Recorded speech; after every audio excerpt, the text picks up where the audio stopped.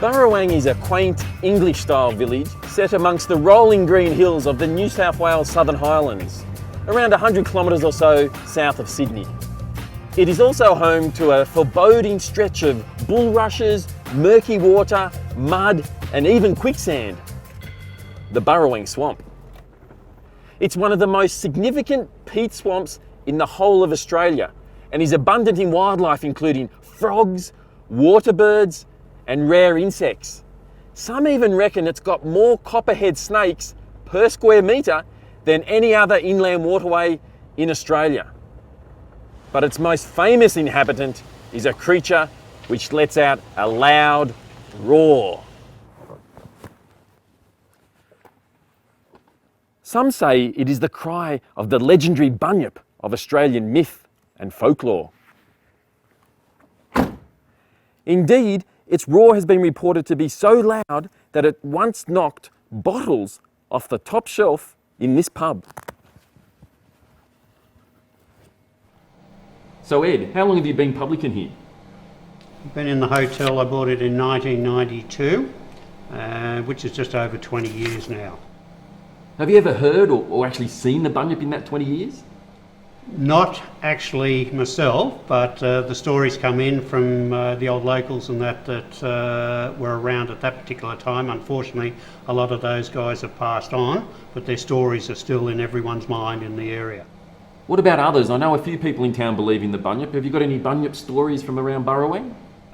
One is when the swamp actually exploded down the bottom there, and all the peat went into the main lake area. They were saying that was part of the bunyip's doing because of the burrows and the holes and everything there.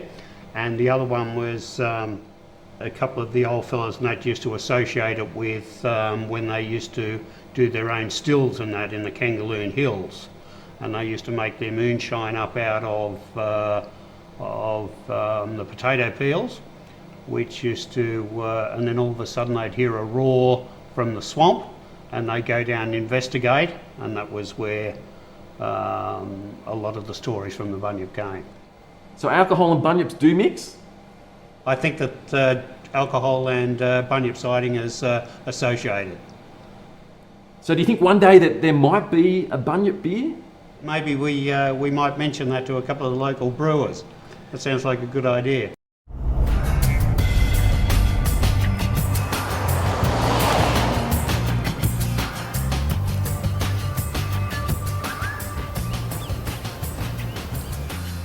In the 1930s, during the construction of the Robertson to Mossvale railway line, a workers' camp was set up along this very stretch of track. Apparently the men became so unnerved by unearthly cries and bellowing roars coming from beyond those trees just over there that they fled the camp on at least one occasion.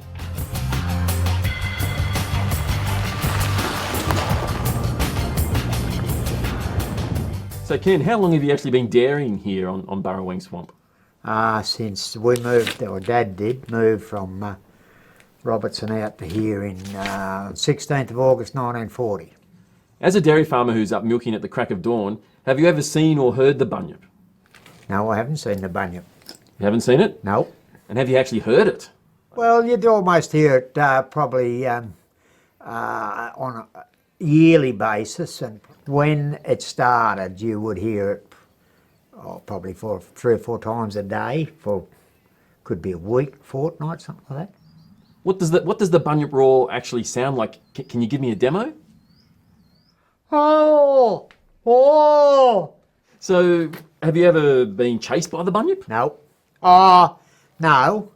I've been frightened by it, but I haven't been chased, no. How were you frightened by it? Well, we're walking across, Dad was, this was, must have been in war years, I think, and the bunyip let out this roar and the whole swamp vibrated, so I took off, you know. Any tips for what I should listen for or look out for? I'd be looking more for a bird than... A bird? Yeah. So it could be like a giant bird from the Jurassic era or you know, just a bird, an emu? No, not an emu. No? No, it's got to be a bird that can move fairly smartly, because back when the bunyip was in the swamp, you would hear it down here on the western end of the swamp right now, and in 2 minutes' time it'd be halfway up the eastern end, so it had to be... Now you've got a bunyip of your own. I suppose you could say that. Do you want to pick him up? Please? Yeah. Pick him up and... So this is your bunyip, is it?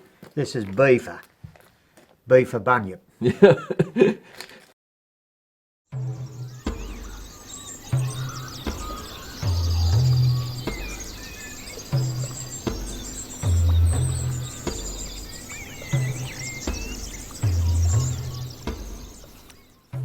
A report from the 1960s tells of another party of shooters who encountered a strange beastie sunning itself in the middle of the swamp. Now this raises the question, is the creature cold-blooded, or perhaps it's just a mammal trying to dry off? Apparently about the size of a cow, it was grey in colour and it had 2 short stubby flippers. And when approached, it plunged into the swamp's murky depths, leaving the men and their dogs somewhat confused as to what they'd seen. According to mythology, the bunyip is a malevolent water creature or spirit that inhabits the swamps and creeks of eastern Australia. Their descriptions vary widely, from being covered with feathers to thick shaggy hair, even scales. Some reports even have the bunyip as having a long neck and an ugly dog-like face. White settlers aren't the only people to have reported seeing the bunyip. Aboriginal legends also mention the creature and refer to it as the Debble Debble.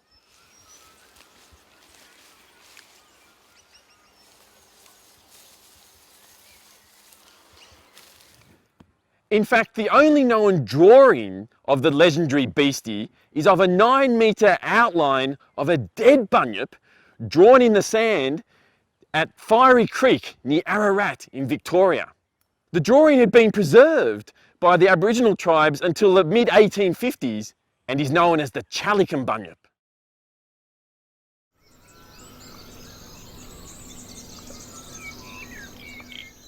So we've heard a lot of stories of the bunyip, but what about some hard evidence?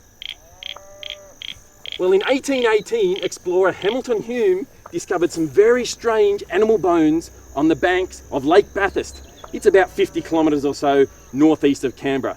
At the time, Hume hypothesised that they could have been bones of a bunyip.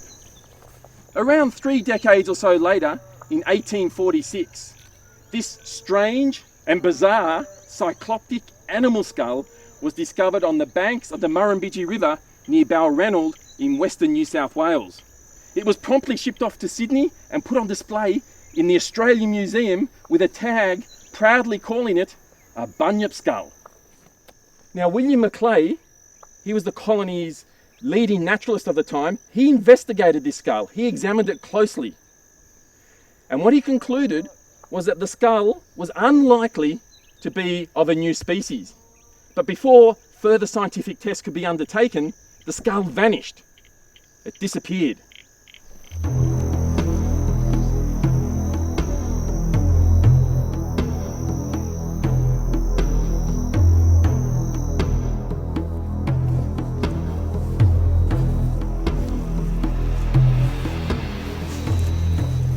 So we are left to wonder, is the bunyip a creature new to science?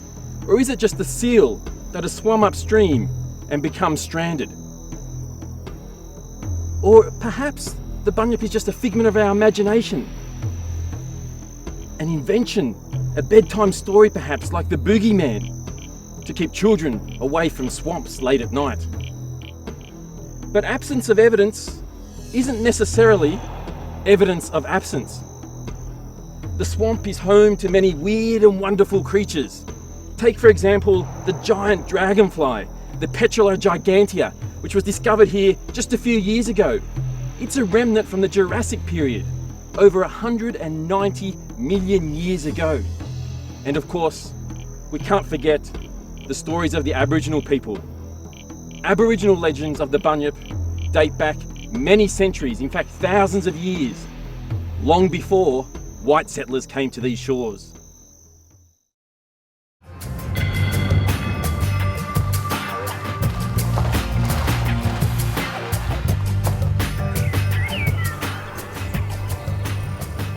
So Bruce, have you ever actually seen or heard the Burrawang Bunyip?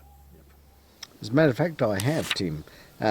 Not that long ago, actually, I was down the swamp, and as the mist was coming in late one afternoon, I heard a noise. I thought out the swamp, so I walked out a bit closer into the swamp until it got a bit damp underfoot, and I heard a rumbling and a sort of burbling sort of sound that was deep, and the ground actually shook, and I noticed that some of the nearby cattle had started to take off, and so did I.